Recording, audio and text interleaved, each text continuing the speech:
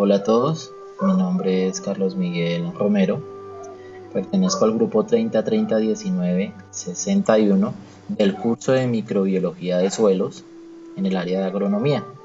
Pertenezco al CAD Acacias y hoy quiero desarrollar lo que corresponde a la guía de actividades en el tema diversidad microbiana y su ecología asociada a la agricultura. Para ello voy a responder un cuestionario de 19 preguntas. Algunas de ellas serán sustentadas. En una parte de la diapositiva aparecerá la palabra sustentación. En ella se profundizará más en ese tema.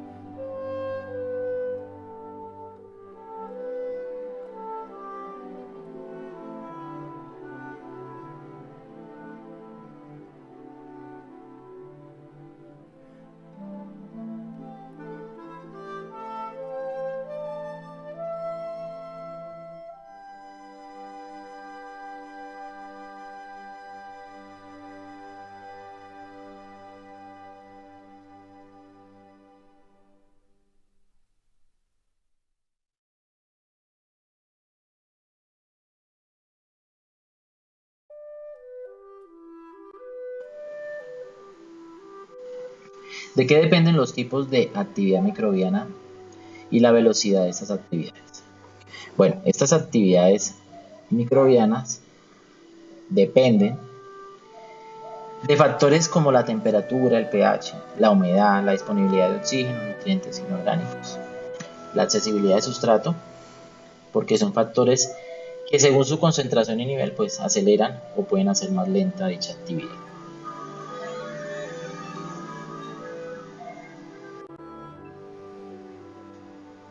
¿En qué consiste una comunidad microbiana?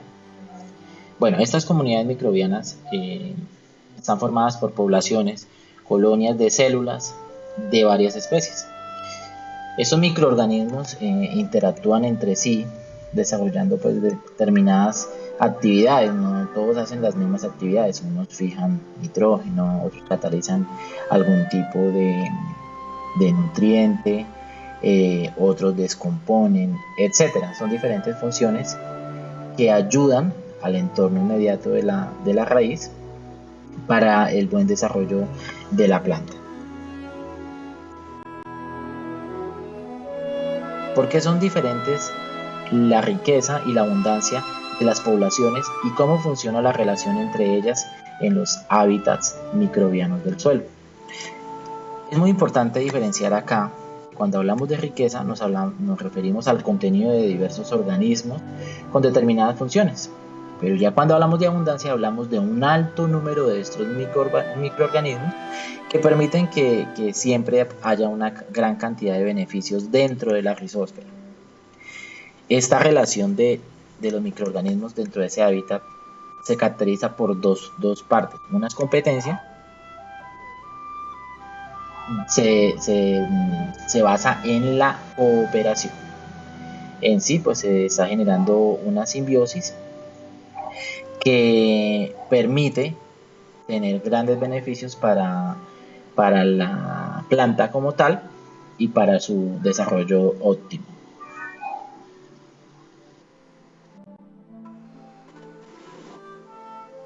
Dice la número 5 que explica el concepto de microambiente, etcétera. Esa no es de sustentación. La pregunta me parece muy importante, sí me gustaría tocar ese tema. Cuando hablamos de competencia, como lo decía en una diapositiva ya vista, nos referimos a que estos microorganismos están dentro de una población en densidades celulares altas. Y esto produce que esta tasa de crecimiento disminuya. Se fomenta una competencia y de esta forma se convierte en una interacción negativa. Por el contrario, cuando la densidad celular es baja, se produce una cooperación de estos microorganismos y eso fomenta que el crecimiento aumente y genera lo que llamamos una interacción positiva, tal como lo observamos en la gráfica.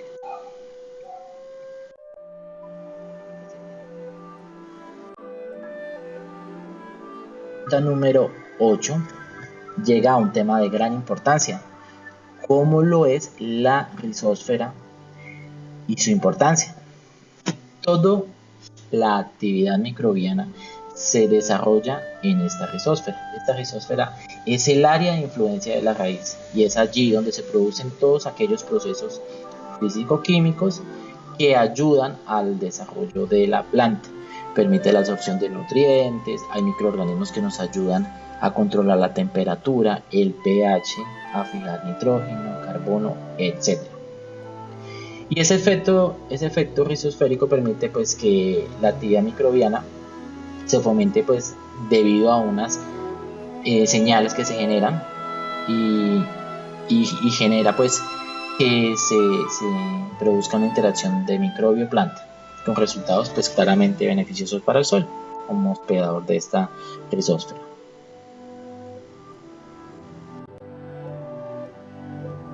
9 no es de sustentación.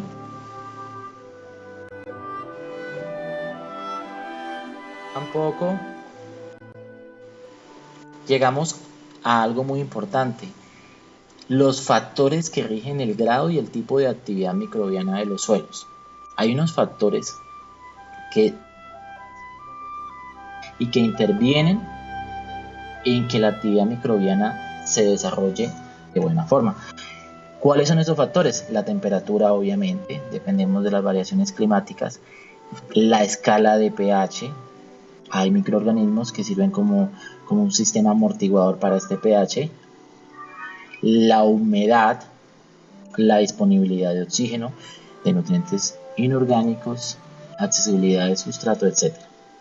Todo esto influye directamente pues, que en los procesos de descomposición de la materia orgánica todos estos sean asimilados y también intervienen en la absorción de agua.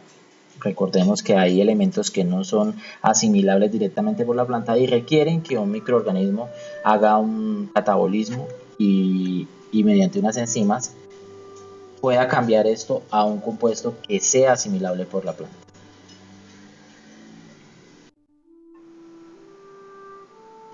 Pregunta número 12, no. Pregunta número 13, ¿por qué la diversidad y la abundancia de los microorganismos del suelo juega un papel fundamental en la sostenibilidad del ecosistema?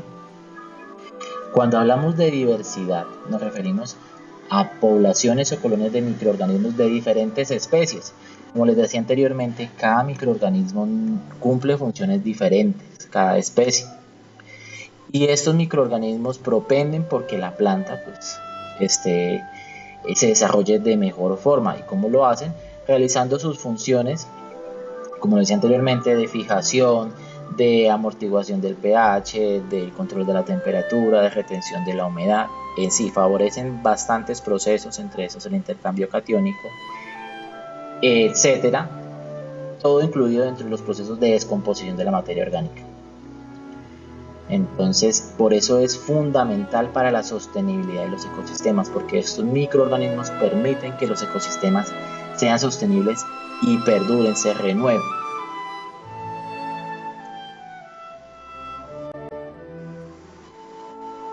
Vamos a nombrar cinco grupos microbianos y su función. Yo tomé estos cinco. Las bacterias de gran importancia porque producen endoesporas, además ayudan a la resistencia a las variaciones de temperatura, los niveles de pH, desecación del suelo, entre otros. Los hongos son importantísimos porque realizan los procesos de descomposición y reciclan nutrientes de las plantas. Micorrizas que también generan una simbiosis con la planta, intercambian nutrientes y son de gran utilidad. Las algas porque aportan materia orgánica al suelo y en simbiosis con cianobacterias son fijadoras de nitrógeno de gran importancia. Recordemos que el nitrógeno es de los componentes más importantes para el desarrollo nutricional de una planta. Los protozoos que ayudan a controlar la población microbiana, la población de bacterias y contribuyen a la fertilidad del suelo. Y las levaduras que son descomponedores de orden natural y ayudan bastante en los ciclos de los nutrientes.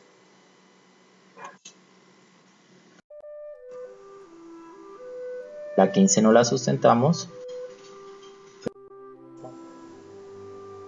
La 16 nos dice por cuáles factores son los que gobiernan la variabilidad de la biomasa microbiana. Hay factores muy importantes y de gran trascendencia actualmente. Uno es la variabilidad climática. Todos vemos que actualmente el cambio climático está tan impredecible que genera una variación climática y afecta directamente la creación y la variabilidad de la biomasa. Los tipos de uso de la tierra, no es lo mismo utilizar una tierra para un uso agrícola o para ganadería, etc. Tiene diferentes contextos. La composición de la vegetación dominante, no es lo mismo tener una vegetación de un bosque con gran variedad de plantas a tener un potrero con solo pastos. Entonces eso interviene en la biomasa. Y tomé este punto también, que es la renovación de nutrientes, que va ligado enteramente a los microorganismos de los que les he hablado en anteriores diapositivas.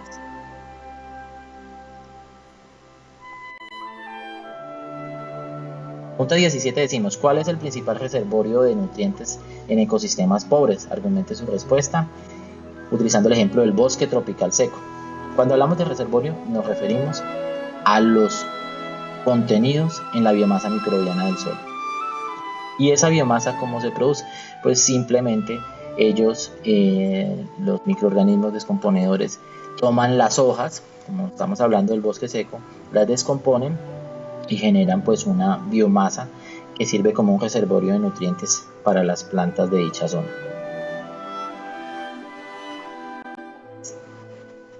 En la 18 decimos, ¿por qué el tamaño de la biomasa microbiana puede proveer un estimado de la productividad de un ecosistema restaurado?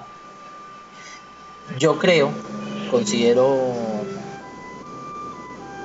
esa biomasa microbiana pues nos da una muestra clara de la cantidad de poblaciones y de colonias de microorganismos contenidos en ese suelo, y con ello podemos identificar su contenido de nutrientes y su efecto beneficioso para las plantas, ya teniendo en cuenta las diferentes funciones que realiza cada uno de ellos. Entonces de ahí podemos fijarnos y mirar el comportamiento y los resultados de este ecosistema ya restaurado.